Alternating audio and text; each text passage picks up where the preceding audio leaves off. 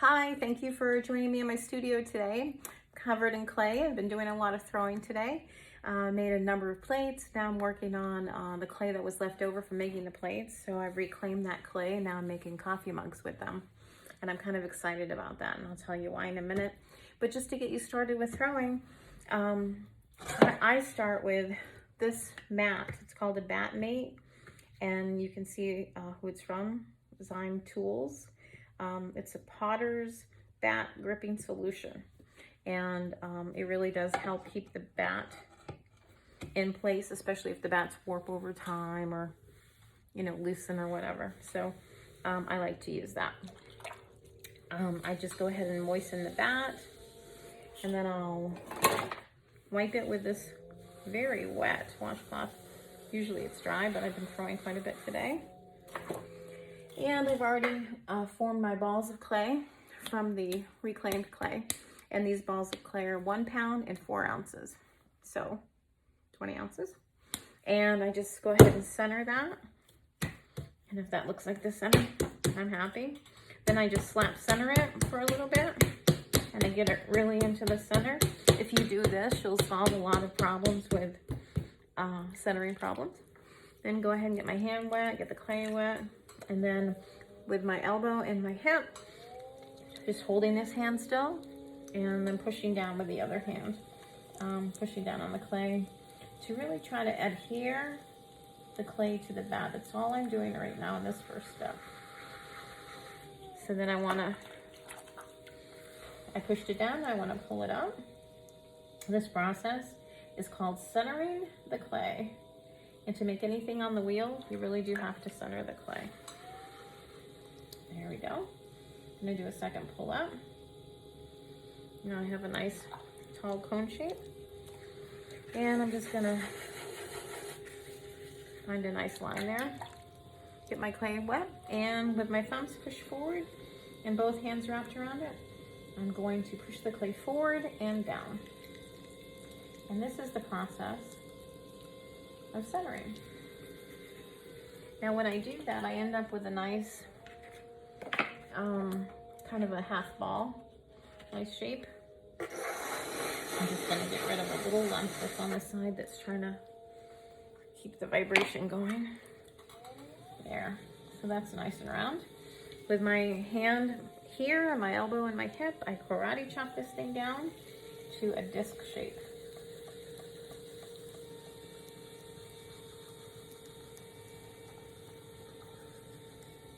I need a little bit of moisture because it's starting to bounce around again. And I might just use this tool again. Sometimes it will bounce around like that when I have bubbles in it. That's okay. Now I'm gonna further push it down. Need some more moisture. Further push it down.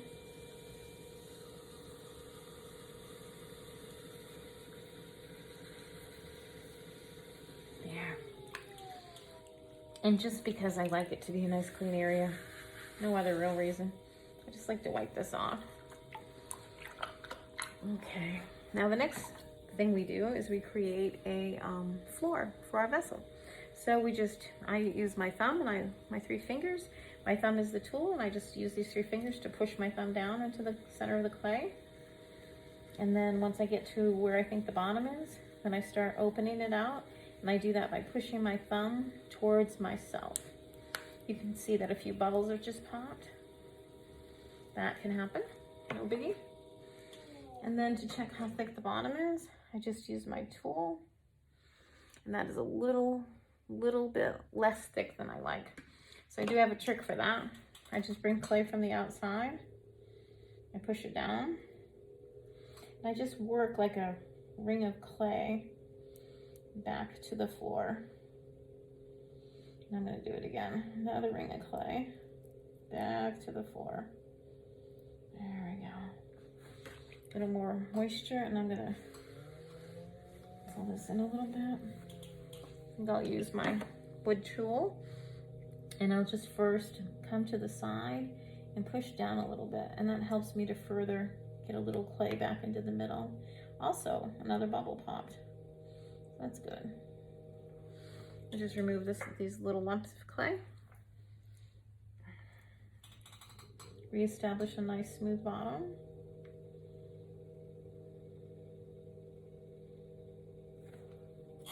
Take a look at the thickness.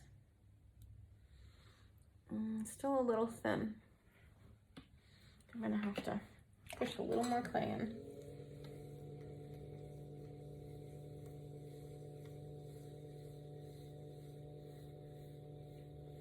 There.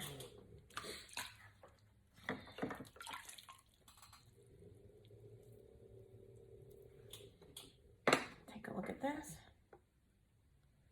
All right, that's a little bit more like I want it. I'll just fill that hole back in.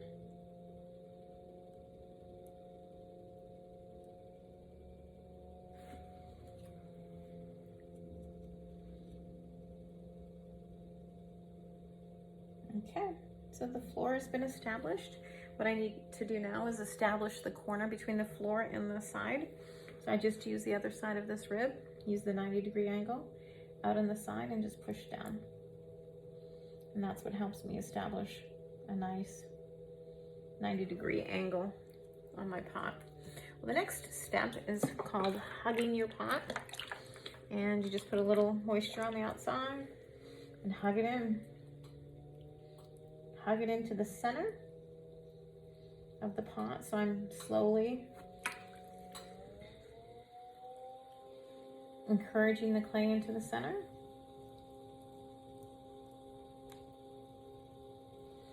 And it's probably good enough now.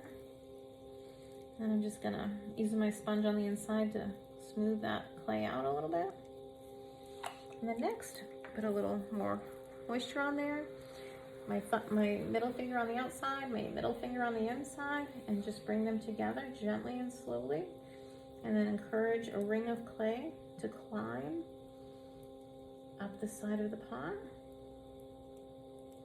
And I'm going a little bit slower than I was when I was centering, about half speed. That was our first pull. This will be our second pull. I'm gonna need some moisture in there. Here's our second pull. And I'm just checking for how thick it is at the bottom and where there might be some extra clay. I just found a bubble.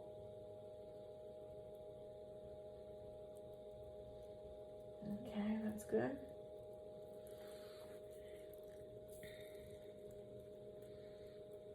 There, smoothing out the top a little bit. And this is my third and final pull. Just go ahead and push in at the bottom. Try to keep my hands attached to one another. I do that at the thumbs. And I'm just coming up the side. And I do feel a couple more bubbles in there. There we go. And I think it rippled a little bit. There is a way to save the rippling. I'll show you. Just gonna get this moisture out of here. You really don't want moisture to linger too long on this white clay. That's what will help. That's what will encourage the S cracking in the bottom of the pots. All right, I've got quite a bit of moisture out of there. So the way to solve the problem with the ripple on the side is just to have one softer rib on the inside and one harder rib on the outside. And just encourage them together and be patient and gentle with it. Kind of working out a problem, so you want to be patient.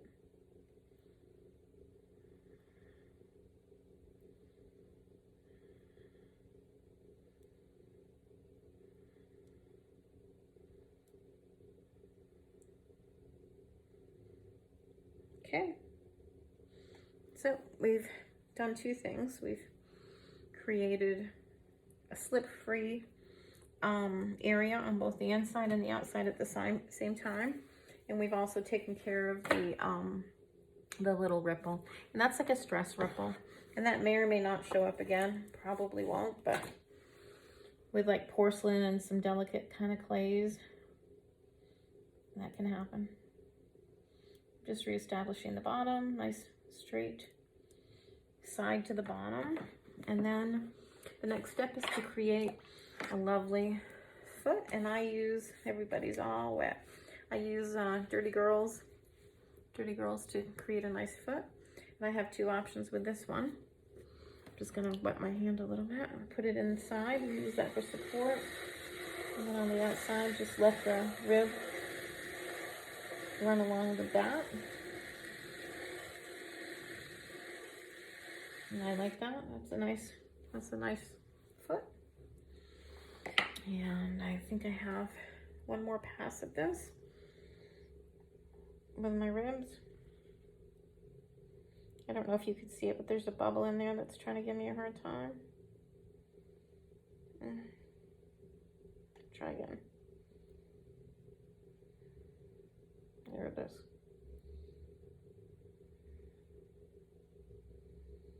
Okay.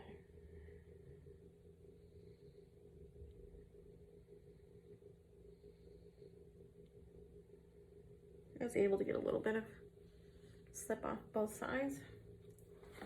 Reestablish the bottom again whenever I use a rib on the inside. I have to reestablish the bottom. So it makes a nice little, the bottom of the rib makes a nice little ring on the bottom. I don't really want that, so just move that over. And then my final step is to take my, where'd it go? Here it is. A little bit of suede. And just go ahead and wrap it around the rim and make a nice place for your lip to rest. I like to curve it out, I mean, and then kind of bring the edge to a bit of a point. And just feel it up with my finger, make sure it feels right.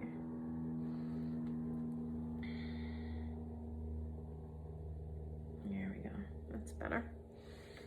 And just one more gentle effort to get that little bit of moisture that's in there out. Okay. Now I want to clean off the bat because I don't want any really extra moisture or a dirty bat when I'm working with this later. And one more time.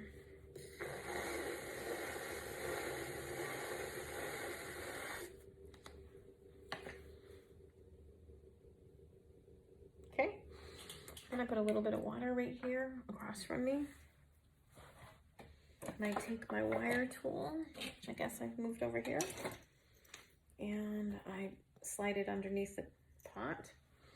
And this is what I do with my white clay. I do this because my white clay really likes to crack. And if I free up the clay from the bat through the drying process, it's less likely for this clay to crack. So that is a strategy I use with this particular clay. I don't use that same strategy with my brown clay. In fact, I leave my brown clay attached to the bat. I don't wire it off at all. So you just kind of have to know your clay and how it behaves. So that's it for now. Thank you for joining me in my studio, Elegant and Earthy. I enjoyed showing you how I throw pots, and thank you for coming.